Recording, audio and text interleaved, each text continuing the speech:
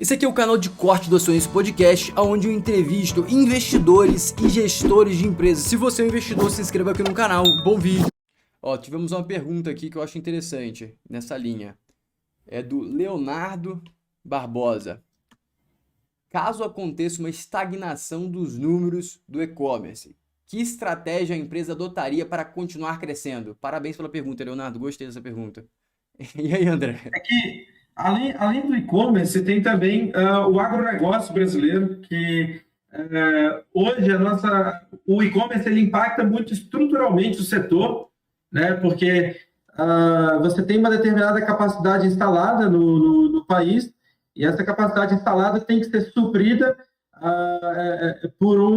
ela tem que suprir uma demanda muito maior do que existia antes, né? Então, ele leva a aumentos estruturais do setor como um todo, né? Além disso, assim, na nossa carteira diretamente, que a gente vende, 70% é do setor alimentício. E o setor alimentício tem muito a ver com o agro, né, do Brasil. Então, para quem acredita no potencial do agro brasileiro, a Irani é quem atende as embalagens do agronegócio, né? Então, os nossos clientes, por exemplo, muitos deles são de exportação, entendeu? Por exemplo, né? Então, a gente diretamente não exporta, porém a gente faz a caixa da BRF, por exemplo, e ela vai exportar aquela proteína, né? Então, também tem isso.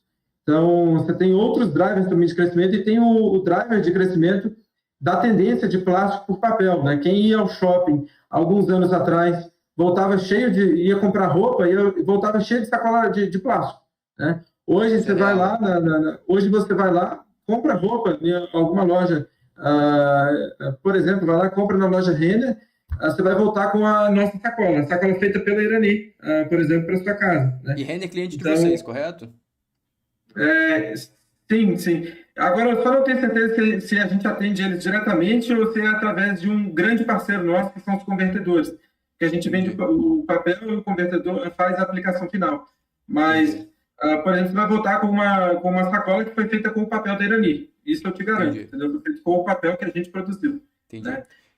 Então, você tem outras tendências que também são muito fortes e que mudam estruturalmente, né, o setor. Se a gente for olhar de principal risco para a tese, né? Assim, acho que é uma coisa também que muita gente pergunta, eu acho que essas perguntas aqui têm a ver com isso, né? Uhum. Pô, é uma tese fantástica, tem um monte de coisa boa, assim, o que você enxerga de risco? O que eu enxergo, primeiro, olha, do ponto de vista micro, é a execução do Gaia, que até hoje está tudo dentro dos prazos, tudo certinho, a gente não está tendo nenhum atraso, mas essa capacidade nossa de execução é algo que assim, o investidor tem que estar sempre olhando, trimestre a trimestre, como que está, se está tendo atraso ou não, porque se tem atraso, isso prejudica a taxa interna de retorno, né? Se você tem um descasamento entre o quanto você captura da execução daquela obra versus o desembolso de caixa, né? Então, esse é um risco do ponto de vista micro, e do ponto de vista macro, é você ter uma recessão profunda, mas tão profunda mesmo, a ponto de se sobrepujar, digamos, de sobressair a todas essas tendências seculares que são muito fortes. A gente não enxerga isso acontecendo.